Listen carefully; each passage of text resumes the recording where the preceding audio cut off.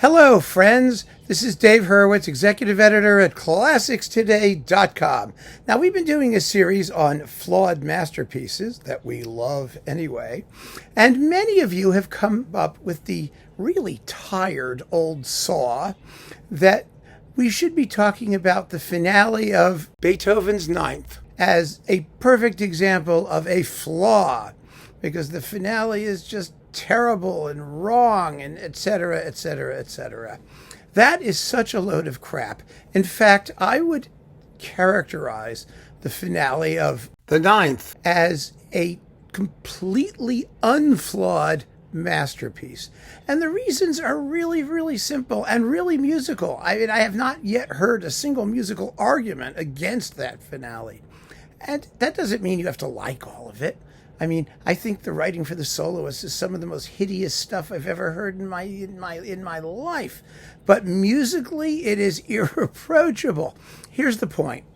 The symphony has three movements, obviously, of widely differing character, and Beethoven conceived a finale in which he explains exactly what he's doing and all of the other movements. It's actually really quite wonderful when you think about it. It's not just that the text directly addresses the meaning of the symphony, but the music also, in its recapitulation at the beginning of the finale and essential rootedness in the dramatic arc that Beethoven is developing.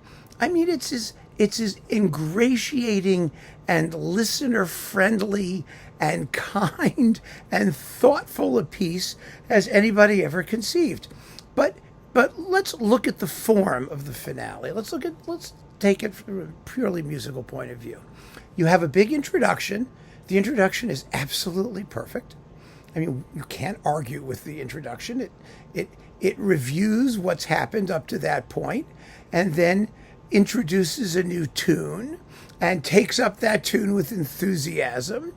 And then the voices come in and the baritone explains exactly what they're going to do for the rest of the symphony. How could you argue with that? And what is it that they do? What Beethoven writes is a theme and variations.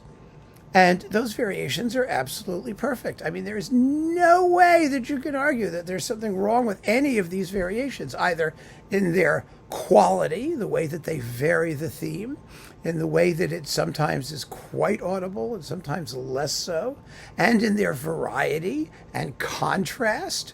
It's all ideally put together. And beyond that, one of the points that the great British scholar Donald Francis Tovey made, and I have a very hard time disagreeing with him on most things. Sometimes he's just plain wrong, but most of the time his musical observations are dead on.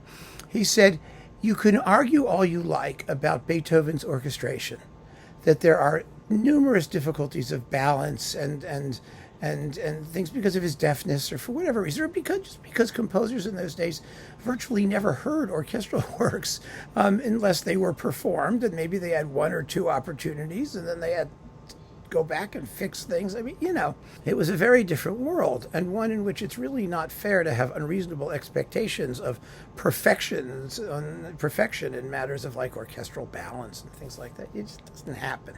But that's not the point. The point is, Tovey says, that however awkward Beethoven may have been sometimes orchestrating, he had no problem at all as an accompanist, in this case accompanying the voices.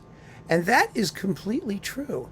There is no moment in the finale where the choral parts or the vocal text isn't absolutely clear, and the accompaniment beautifully supportive of that clarity and the message being projected by the vocal soloists.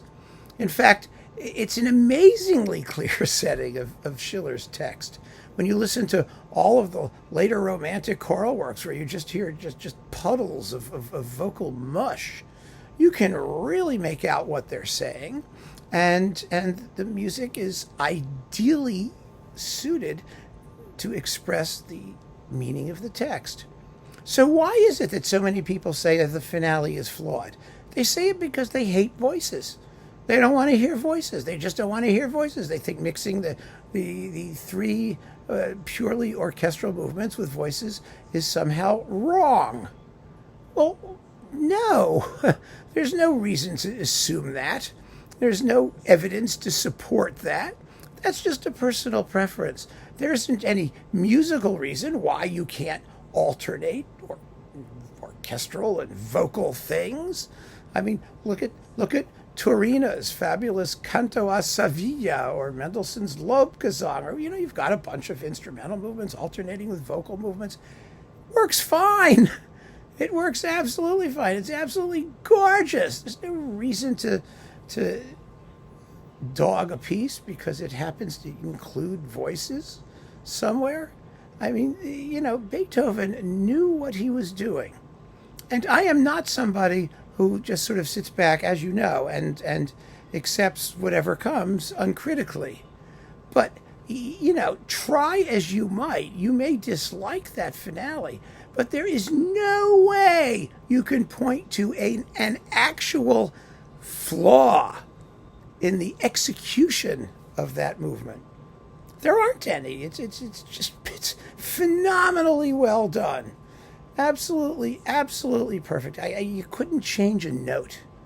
It wouldn't help or improve the piece at all. Now, if you don't like it, don't listen to it. That's fine. That's absolutely fine. But the problem, as I've said so many times with these things, is we can recognize flaws. There are flaws everywhere, right? But the problem isn't sometimes the piece. Sometimes it's the listener. Problems with you, not with Beethoven. And and I'm not saying that you should, mindlessly accept whatever Beethoven offers. You don't have to. You don't have to at all. But, don't tell him the conception is flawed without serious evidence to back it up.